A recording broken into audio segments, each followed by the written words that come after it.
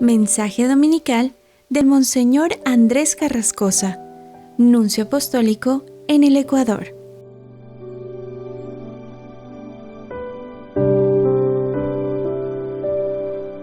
Queridos hermanos, feliz domingo. Estamos en el domingo 31 del tiempo ordinario y leemos el Evangelio de San Mateo, capítulo 23, versículos 1 al 12. Y en el centro del Evangelio de este domingo, como también de la primera lectura, vemos un ataque contra los sacerdotes y los que eran las guías espirituales del pueblo de Israel, escribas y fariseos, que en parte se aplica a los maestros y jefes religiosos de todos los tiempos. Lo que Jesús piensa se puede resumir en esta invitación que hace: lo que les dicen, háganlo y obsérvenlo, pero no hagan como ellos, porque ellos dicen y no hacen. Esto es un ataque más bien a nosotros, al clero, pero vamos a tratar de entender algo más general que nos toque a todos, y es cuando Jesús le dice a los discípulos: no se hagan llamar maestros, porque uno solo es su maestro, con mayúsculas, el Cristo. Los títulos de Jesús son como caras de un prisma. Cada una tiene un color particular y manifiesta un aspecto diferente de su realidad íntima. Y aquí encontramos un título que es importantísimo. La relación fundamental que unía a Jesús y a sus seguidores durante la vida era la relación maestro-discípulo. Jesús era llamado rabí, es decir, maestro. Y cuando los fariseos hablan de él a los apóstoles, les dicen: vuestro maestro, ¿por qué no ayuna? Cuando hablan a él de sus apóstoles, le dicen: tus discípulos, ¿por qué tus discípulos comen sin haberse lavado las manos? La relación maestro-discípulo es importante también hoy. Pienso en algunas categorías profesionales, médicos, juristas, pero sobre todo los artistas. De lo que están más orgullosos y lo que ponen a la cabeza de sus referencias es el nombre del maestro en cuya escuela se han formado. Pero esta relación era todavía más importante en el tiempo de Jesús, cuando no había libros y toda la sabiduría se transmitía por vía oral, de maestro a discípulo. En este sentido, Jesús una vez dice que el discípulo no es más que su maestro. Si todo lo que uno sabe, lo sabe de su maestro, que le transmite la tradición del pasado, mientras permanece siendo su discípulo, o en cuanto discípulo, evidentemente no puede saber más que el maestro. Pero esto no quita que el discípulo, también recibiendo de otras fuentes o por propia investigación, pueda superar a su maestro cuando se trata de un maestro humano, como sucede tantas veces. Pero en el mundo moderno, el discípulo vive en su casa y va algunas horas al día a la escuela, en general, no solo hacia un maestro, sino hacia varios maestros. Pero en el tiempo de Cristo, el discípulo se iba a vivir con su maestro y aprendía estando a su lado noche y día, viendo cómo vivía, cómo respondía, cómo se portaba. Había una transmisión de existencia, no solo de doctrina. También Jesús hace lo mismo, invita a sus futuros apóstoles a que estuvieran con él antes de enviarlos a predicar. Pero en un punto Jesús se separa de lo que sucedía en su tiempo entre maestro y discípulo. El discípulo, digamos que se pagaba, por llamarlo así, los estudios sirviendo a su maestro, haciendo aquellas pequeñas comisiones o dándole los servicios que un joven puede dar a un anciano, entre los cuales estaba el de lavarle los pies. Pero con Jesús sucede lo contrario. Es Jesús el que sirve a sus discípulos. Y escuchamos lo que él dice a los discípulos después de haberles lavado los pies.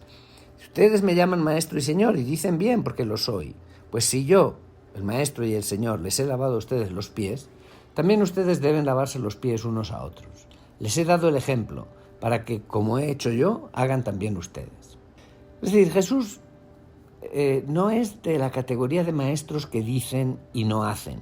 Les dijo nada a sus discípulos que no lo hiciera él en primera persona.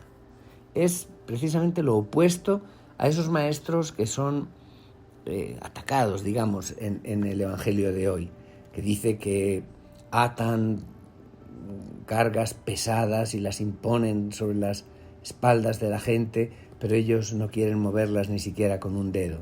No, No es como un indicador de una carretera que indica la dirección por la que hay que ir, pero que no se mueve ni un centímetro. No, por eso Él puede decir con toda verdad, aprendan de mí. Pero, ¿qué quiere decir que Jesús es el único maestro? No quiere decir que este título de ahora en adelante ya no se pueda usar por nadie, que nadie tenga el derecho de hacerse llamar maestro, no. Quiere decir que nadie tiene el derecho de hacerse llamar maestro con mayúsculas, como si fuera el único, el último que posee la verdad y enseñase en nombre de la verdad sobre Dios. Y Jesús explica el porqué, lo dice claramente. Yo soy el camino, soy la verdad y la vida, y nadie viene al Padre si no es a través de mí. Es decir, Jesús es la suprema y definitiva revelación de Dios a los hombres, que contiene en sí todas las revelaciones parciales que ha habido antes o después de Él. Pero vamos a preguntarnos algo. ¿De qué es maestro el Cristo? ¿Cuál es su especialización?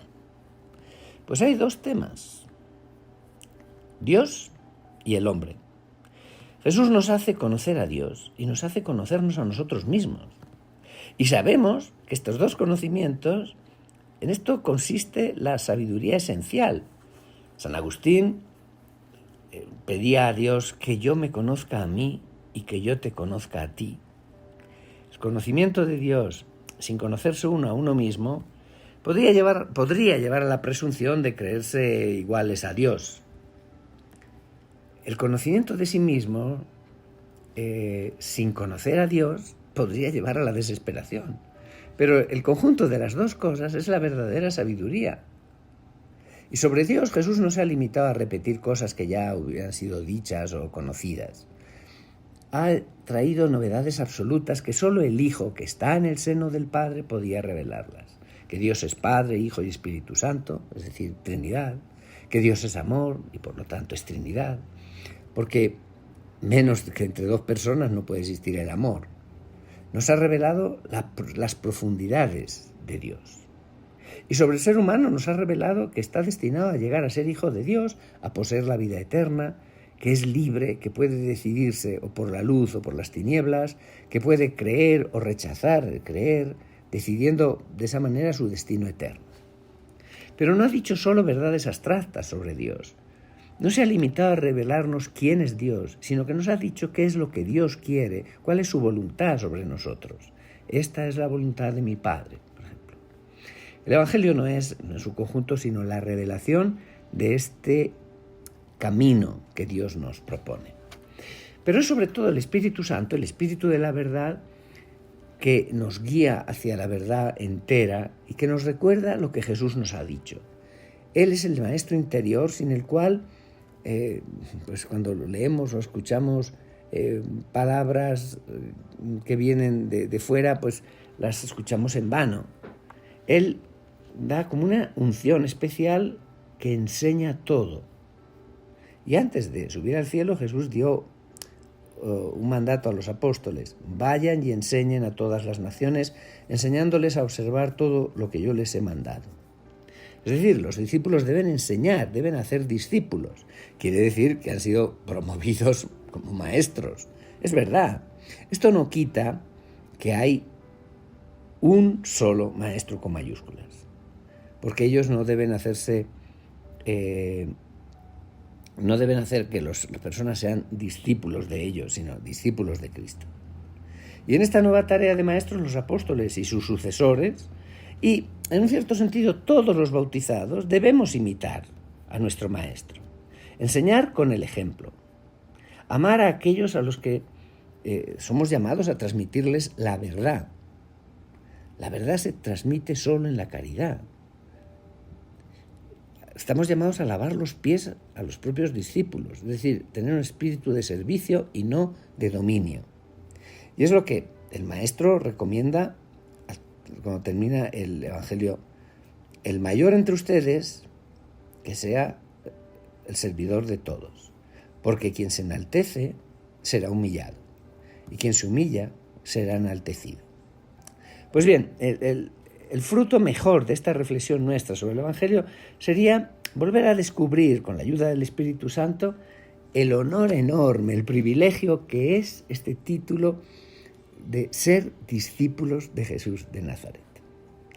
Y poner este ser discípulos de Jesús por encima de las otras cosas que se refieren a nosotros.